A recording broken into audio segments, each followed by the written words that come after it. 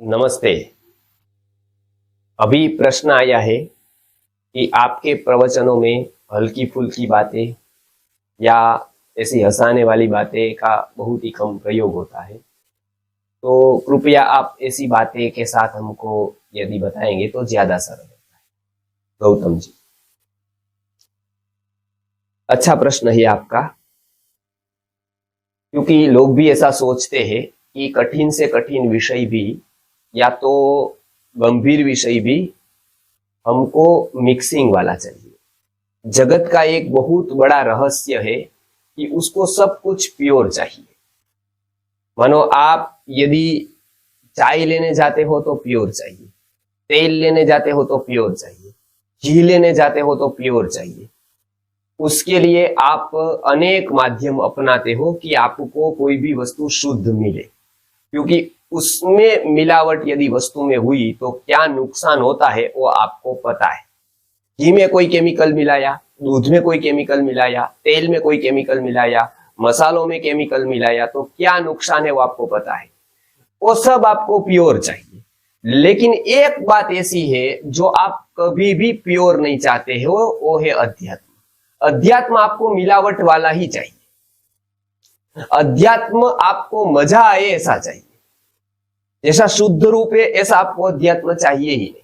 इसके लिए आपके मनोरंजन के लिए संगीत आएगा, आपके मनोरंजन के लिए हल्की फुल्की बातें आएगी, आपके मनोरंजन के लिए आप जो विचार करते हैं उस विचार के स्तर पर जाकर ऐसी बातें करनी पड़ेगी, तो आपको मजा आ जाएगा और आपको लगेगा कि नहीं, ये सही मायने में अध्यात्म है।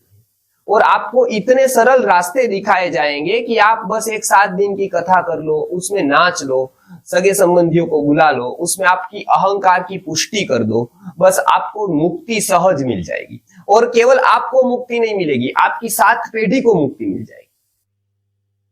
तो इस तरह का अध्यात्म आपको बहुत ही अच्छा लगता है। और श्रीमंतों को तो ये बहुत ही जज जाता है कि जो उसकी प्रशंसा करे, जो उसके लिए बहुत कुछ बोले, उसके कार्यों की प्रशंसा करे, उसके अहंकार की पुष्टि हो, ऐसी बातें करे, तो ऐसा अध्यात्म सबको चाहिए। इसके लिए आप देखेंगे कि बड़े से बड़ा इंडस्ट्रियलिस्ट है तो वो एक काम अवश्य करता है कि कथा बिठा देता है। सूरत में मैं देखता हूं कि बड़े से बड़े इंडस्ट्रियलिस्ट कथा बिठाते हैं, 7 दिन में एक भी प्रश्न का सॉल्यूशन नहीं होता है, हल नहीं होता है, क्योंकि कथाकार खुद पढ़ा नहीं होता है। उसको संस्कृत की 5 लाइन दे दो, उसको बताओ कि इसका केवल गुजराती और हिंदी अनुवाद कर दे, और वो कर पाए तो हम मानेंगे कि उसको कुछ पता भी है अध्यात्म का। बाकी को कृष्ण की शादी कराते हैं, राम की शादी कराते हैं, अनेक प्रकार के प्रपंच करते हैं, और ऐसा अध्यात्म आपको भी अच्छा लगता है क्योंकि उसमें करना कुछ नहीं। संस्कृति आर्य गुरुकुलम ऐसे अध्यात्म को परोसता नहीं है, ये इसको अध्यात्म ही कहता नहीं है, ये तो छलावा है। और चीजों में मिलावट करना जितना दंडनीय अपराध है, उससे 100 गुना दंडनीय अपराध या 1000 गुना दंडनीय अपराध है अध्यात्म में किसी भी प्रकार की मिलावट करना। तो ये हमारा व्रत है कि आपको शुद्ध रूप में अध्यात्म परोसोगे, आपको पंचकोश का शुद्ध रूप में पंचकोश विकास का ज्ञान देंगे, आपको अध्यात्म, आपको आत्मा के बारे में, आपको जो वेदांत के सूत्र है वो सारे के सारे संस्कृत में बता सकते हैं हम। उसका भी संस्कृत माध्यम से पाठ शुरू करेंगे यदि आपकी संख्या हो गई तो, नहीं हुई तो हिंदी के माध्यम से हम बता ही रहे हैं। तो एक संकल्प ऐसा है कि आपको शुद्ध रूप में अध्यात्म देना है। उसमें जरूरत रहेगी तो उदाहरण और दृष्टांत देंगे, लेकिन हल्की फुल्की बातें, हंसी मजाक वाली बातें, आपकी चेतना को नीचे लाने वाली बातें, आपकी झूठी प्रशंसा या किसी की भी प्रशंसा, ये हम नहीं कर सकते हैं। ये हमारा व्रत है।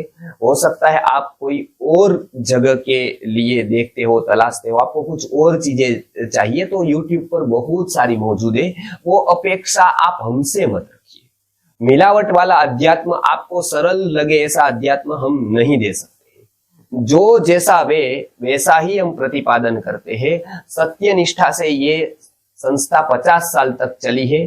अध्यात्म ही परोसने का इसका एक व्रत है। इसके लिए आपको पता है कि आज इसके ग्राहक बहुत ही कम है। इसके लिए दूसरा मजला भी गुरुकुल का नहीं बन पाया है 50 वर्षों के बावजूद। मिलावट वाला अध्यात्म दिया होता, 1 वर्ष में 5 मंजिला बिल्डिंग खड़ी हो जाती।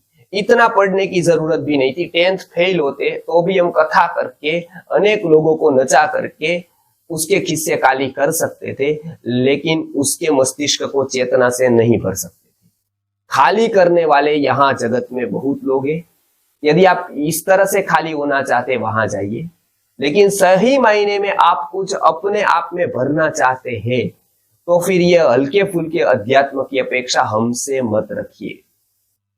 हम जो प्रतिपादन करेंगे वो सत्यनिष्ठा से और उपनिषदों के वेदों के सिद्धांत के आधार पर ही होगा।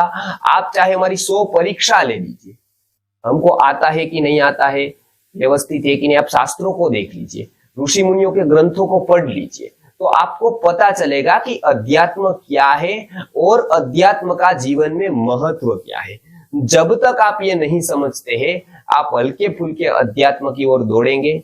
आपको लगेगा कोई मेरी मुक्ति कर देगा, कोई मेरे सर पर हाथ रख देगा, कोई मुझे भभूति दे देगा और मेरा कल्याण हो जाएगा। तो आप भूल जाइए, ऐसा न कभी हुआ है, ऐसा न होता है, ऐसा न होने वाला है। ये जगत के सिद्धांत से विपरीत बातें हैं, ये वेद से विपरीत बात है। इसके लिए आप थोड़ा अपने आप में चिंतन करिए और सही आपको यदि अध्यात्म का रास्ता पकड़ना है तो ही संस्कृत आर्य गुरुकुलम से जुड़िए। संस्कृत आर्य गुरुकुलम के तात्विक विचारों का मंथन करिए और अपने जीवन का विकास करके दूसरे के जीवन विकास में आप सहायभूत बनिए। नमस्कार।